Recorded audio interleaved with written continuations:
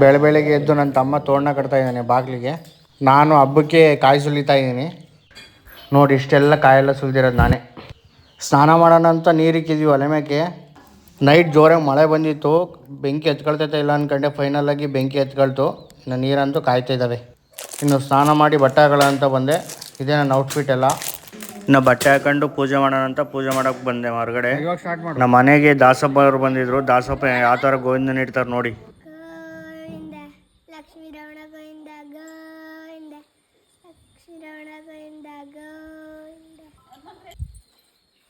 ಚೆನ್ನಾಗಿದ್ಯಾ? ಸಖತ್ತಾಗಿದ್ಯಾ? ಗೋವಿಂದ ಗೋವಿಂದ, ಲಕ್ಷ್ಮೀ ಪಾರ್ಥಮಣ ಗೋವಿಂದ ಗೋವಿಂದ, ತಿರುಪತಿ ತಿಮ್ಮಪ್ಪ ಗೋವಿಂದ ಗೋವಿಂದ ಗೋವಿಂದ.